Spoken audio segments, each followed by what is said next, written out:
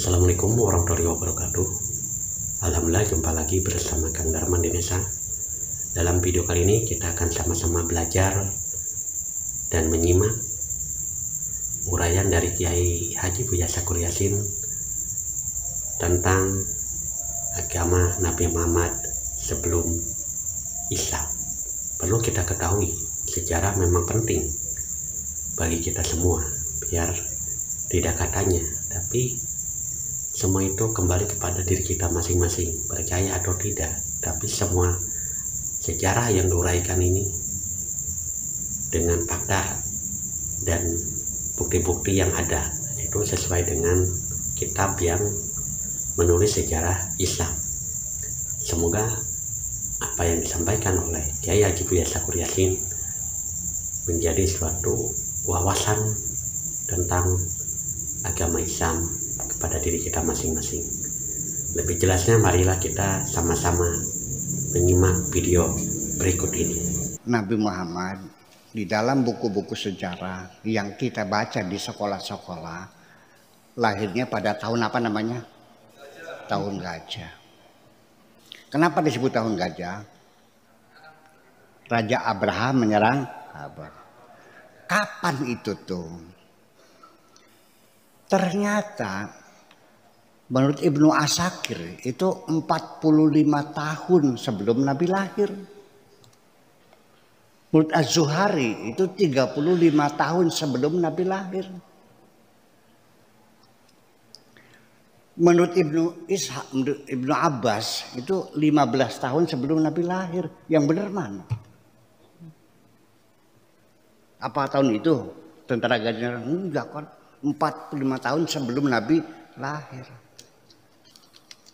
Nah, nggak tahu Khulasatun Nurul Yak itu dari mana ngambilnya tuh. Itu. Lah ya iya ini persoalannya. Baiklah. Saya kira bahwa Nabi agamanya apa? Belum ada Islam. Istrinya agamanya apa? Ya belum ada Islam. Orang kaget waktu Nabi Muhammad mengawini Siti Khadijah, agamanya apa? Masa bukan Islam? Yang Islam kapan lahirnya? Ada yang kaget-kaget tuh. Masa Khadijah bukan muslimah waktu dikawin Nabi? Jadi agamanya apa? Memangnya agama Islam kapan munculnya?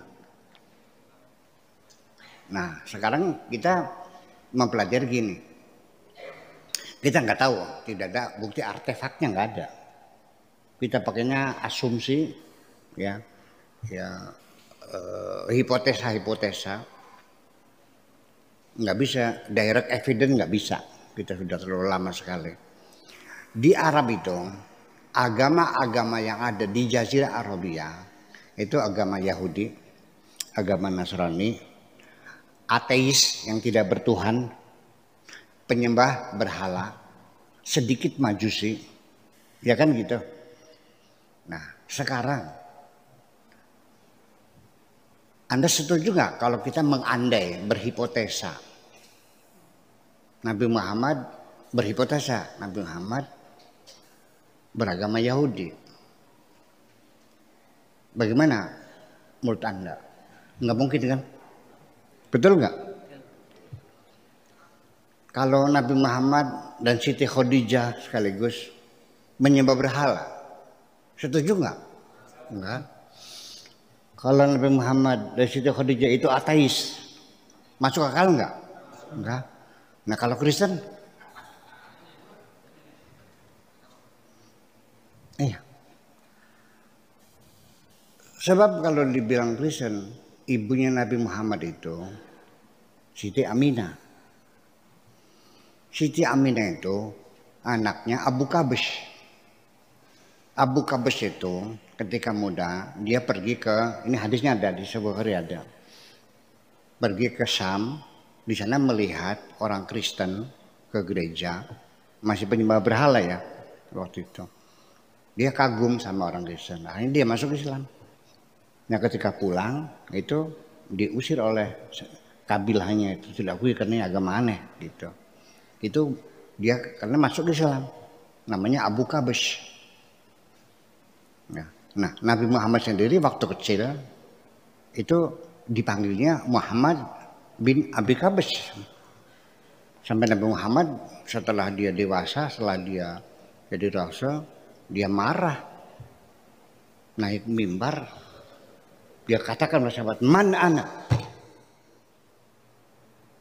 Anda Muhammad bin Abi Qabas, la ana Muhammad bin Abdullah. Itu. Sudah selesai, kita setuju. Muhammad bin Abdullah. Karena biasanya di negara kalau menyebut nama itu dari pihak ibu itu sepertinya tidak terhormat ya. Betul nggak? Kalau kamu orang manggilnya umpamanya Hasan bin Abdullah, nama binnya nama ibunya, tersinggung nggak? Itu persoalannya. Nah itu seperti itu. Jadi artinya ketika kita melihat ibu kanjeng Nabi itu apa, bapaknya agamanya apa segala macam, saya kira tetapi ada peluang lagi nih, di tengah-tengah masyarakat di Jazirah Arabia ada satu agama yang bercampur dengan mereka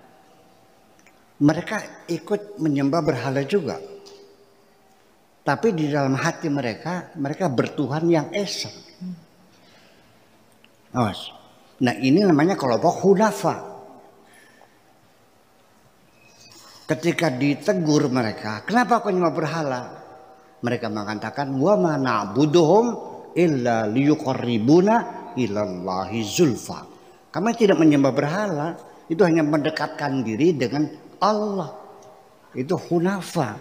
Nah hunafa itu identik dengan pengikut Nabi Ibrahim. Ya kita bagaimana sholatnya saya nggak tahu, ya karena sholat kita juga berbeda dengan nabi-nabi yang lain gitu. Nah itulah kira-kira semacam itu. Jadi artinya begini, ketika kita mengungkap sejarah dari berbagai sumber yang berbeda-beda, ya Pak Habib Cinta jangan tersinggung dong karena saya berbeda. Betul enggak? Saya tidak menyalahkan Anda kok. Ya kan, tidak menyalahkan Anda. Ya udah sejarah kita gali, silakan.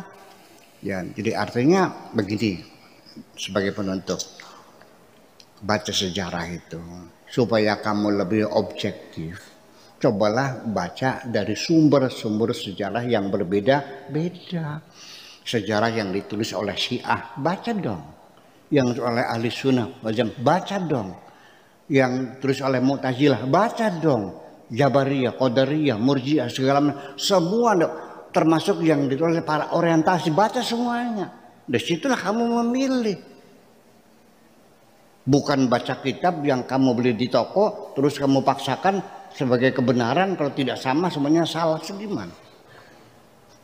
Sebab namanya orang menulis sejarah, jujur saja, sejarah yang menulis adalah yang menang. Yang menulis sejarah adalah yang menang. Jadi nanti siapa yang salah, siapa yang benar, sulit untuk dibuktikan. Yang jelas siapa yang menang. Yang menang itu yang benar. Yang kalah, dia salah. Betul nggak? Betul nggak? Yang salah yang kalah. Yang menang yang benar, kayak mereka semacam itu. Jadi artinya ketidakjujuran dalam penulisan sejarah itu sangat besar sekali. Jadi ya sementara kita belum mengambil keputusan apapun, ya biarkan itu sebagai hipotesa tanpa kesimpulan. Apa salahnya kita tidak mengambil kesimpulan? Terima kasih gitu.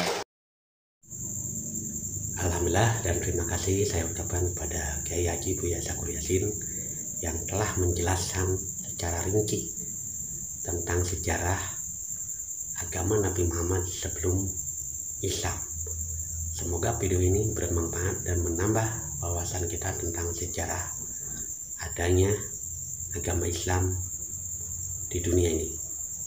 Akhirul kalam, wassalamualaikum warahmatullahi wabarakatuh.